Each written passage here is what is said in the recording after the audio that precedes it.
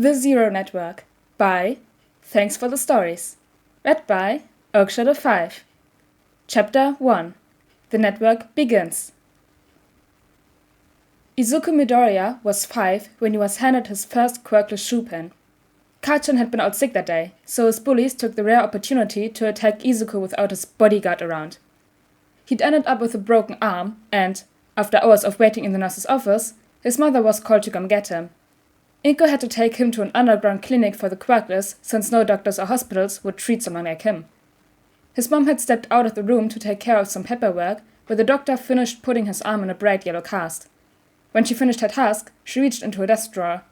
She handed something to Izuku and asked if he'd ever heard about shoe pins. He shook his head, green curls bouncing, while he examined the object in his hand.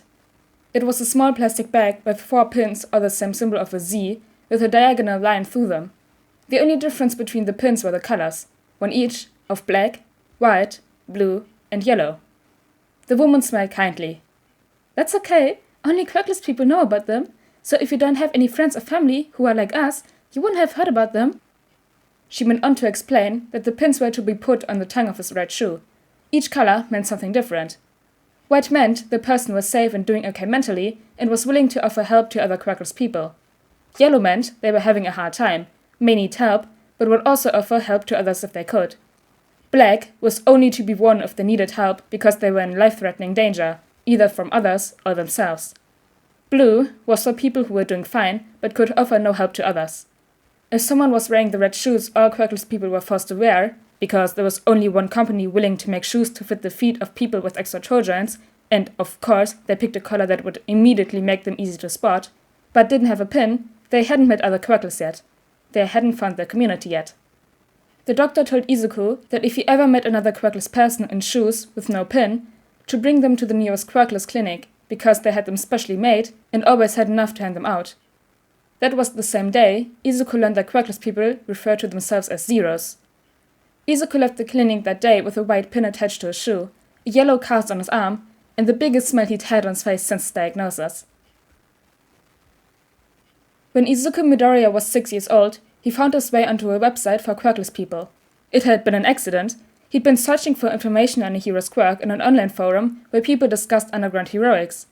There had been a cryptic DM from another regular poster who'd noticed Izuku's username was Quirkless Wonder. He'd created the name before he'd realized how determined society was to beat him down for who he was. They were claiming there was a site just for zeros and attached a link. Curious, Izuku had followed the link and was taken to a website titled Zero Revolution that would only give him access if he provided a picture of a school or government-issued ID, because all forms of ID are required to list a person's quirk. Izuku knew better than to give out his personal information online, but the thought of connecting with people like him outside of the underground clinics for quirkless people he often found himself getting treatment at was far too tempting. He provided his email and a picture of a student ID and was told he would be contacted by the website admins within a few days. He managed to put it out of his mind and went back to researching quirks until his computer time ended for the day. The next day, while he was eating lunch with Kachan, he started thinking about how someone had managed to set up a website that wouldn't allow access to any content without verification like that. It fascinated him, and he was curious to see if he could learn to do things like that. Izuku had always been good at finding things online. When you only have one friend in the world and your mother works long shifts at 3 different jobs, you spend a lot of time online and you pick up a few tricks. After school that day, he parted ways with Kachan and started his self-taught lessons in coding. When he checked his email before bed that night, he had an email from admin@zerorevolution.com informing him he had been accepted to the online community. There was a warning to never share the existence of this website with anyone who wasn't a zero, because they couldn't risk their safe place being shut down or infiltrated. A click of the link provided took him to a user sign-up, and suddenly, Izuku had hundreds of new family members. By 8, Izuku was an expert coder and provided free security updates for Zero Revolution. Izuku had taken to coding like a fish to water, and quickly moved on to teaching himself hacking. That skill came in handy to beef up the site, to keep any potential hackers from compromising their safe haven. Kachan and Izuku had been taking self-defense and martial arts classes at a local gym for almost a year now. Kachan had to threaten several different gym owners before they found one willing to overlook Izuku's quirklessness so they could attend. They spun it as a way to get Katsuki's aggression out and help keep Izuku from getting injured as much when Kachan wasn't around to protect him to get their parents to agree. But really, they were using it to start their hero training. Izuku hadn't given up on being a hero, and Katsuki was adamant that as long as Deku worked hard, he could be the number 2 hero no problem. Obviously, Kachan would be number 1. He didn't seem to mind when Izuku told him he thought underground heroics would be better for him as long as they both could be heroes. Teachers and classmates alike loved to laugh at Izuku for his determination to become the first quirkless hero, but a few loud explosions from his angry blonde friend usually shut him up. They followed diet and exercise regimens Izuku came up with based on the fighting styles and body types they each had. Izuku was sure no one who wasn't a child of a pro hero would be as prepared for the entrance exam as they would be. At 10 years old, Izuku was tired of losing his zero friends. Most of them weren't lucky enough to have a mother who loved them or a best friend who protected him when he couldn't protect himself. Sure, he had bad days, when the taunts and notes of his classmates or the unwarranted punishments and fake grades from his teachers got to him, but a shoe pin was usually white, and he'd never used the black one. It was breaking him to see the party invitations of the other zeros on the ZR website. Every time he saw the words, "I'm having a party," followed by a time, date, and place, his heart shuddered a bit more. Most of the time, he never met his friends in person until they were gathered on the roof of whatever building they'd chosen, so the person throwing the party could say their final goodbyes. Izuku always left in tears, knowing that as soon as they were alone, the person would jump. He kept a binder in his room of every article written about a quirkless suicide. He had wanted to remember who he was becoming a hero for. It had started so he could remember every name of everyone he'd lost, so one day, when he was standing on the rooftop as a hero, talking down a zero, he could thank them all by name for helping him get to a place where he could inspire hope in others. But it wasn't enough anymore. He didn't want to keep adding names to his list. He wanted to save people now. Every time he looked at the almost full binder, he felt sick. So he sat down and he came up with a plan. By the time the sun came up the next morning, he had an entire notebook full of ideas and details to bring together to help his people. His first stop that day was the Bakugo residence. He had his binder and his notebook clutched to his chest when Auntie Mitsuki and Uncle Masaru agreed to sit down with him and Kachan. It took less than an hour to explain his plan and what he would need from them to make it work. Izuku had never been more thankful for his family than when his mother's oldest friend and her husband stared back at him with determination in their eyes and agreed to all of it. The next item on his list was to send a message on ZR to a friend who worked as an info broker in the underground. Nova was known to sell information to both heroes and villains, standard procedure for an info broker, but they used their dealings with heroes and villains to keep the zeros updated on who they could and couldn't trust to help a zero. Nova was so excited at the ideas he presented that they didn't even want any payment for the services. That night, he sat in front of a shitty laptop and created the Zero Network site. Izuku had contacted everyone Nova sent him to and gotten everything lined up. Before he finally crashed into bed for some much-needed sleep, he posted on the public forum on ZR. By morning, every person on the website had read the streamlined version of his plan. He would never know exactly how many of them cried happy tears for the first time when they realized they had a way out.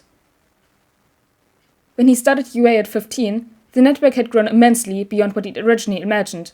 Not only were they helping zeros get out of the life society forced on them, but they were helping the ones who wanted to stay find a place to belong.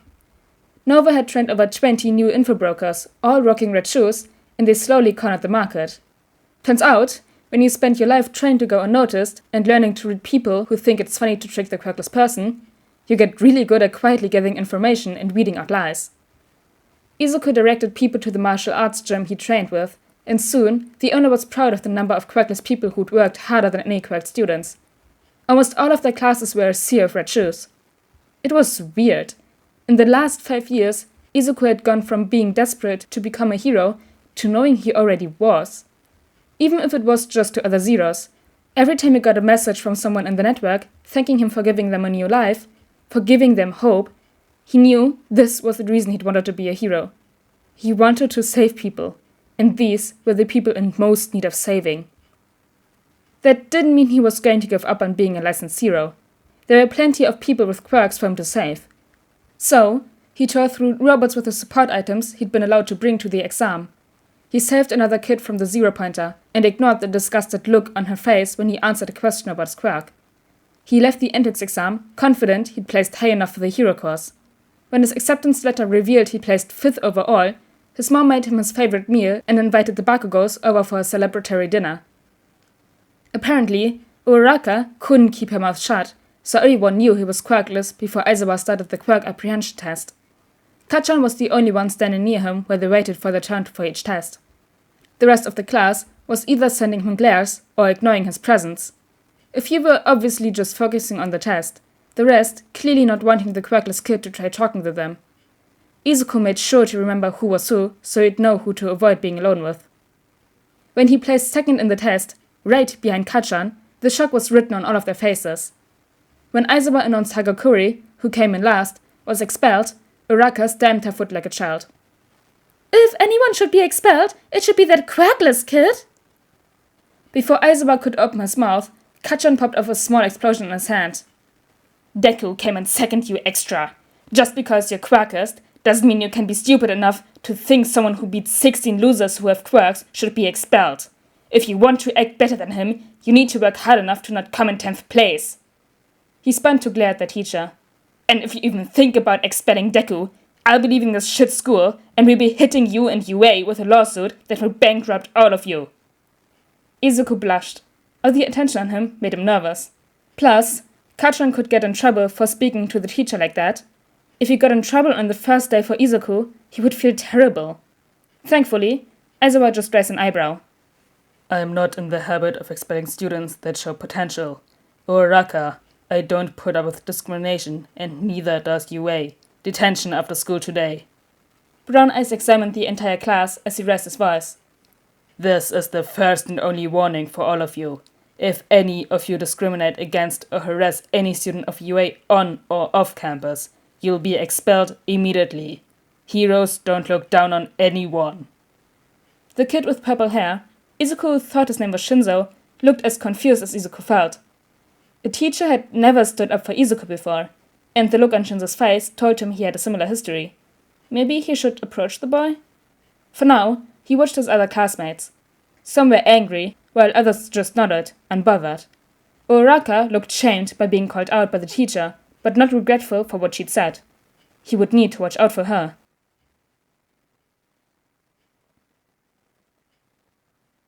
So, did any of you guess correctly?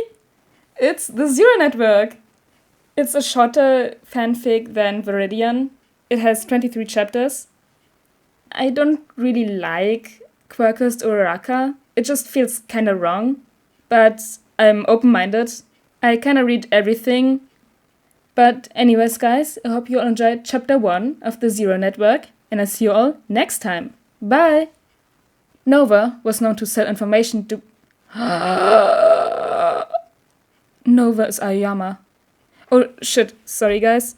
For the people who haven't seen season 6 of My Hero Academia, this was a spoiler, I just spoiled it. But Nova is Aoyama. Aoyama is quirkless, or was quirkless. He's the same as Izuku. He got given a quirk. So yeah, Nova is probably Aoyama.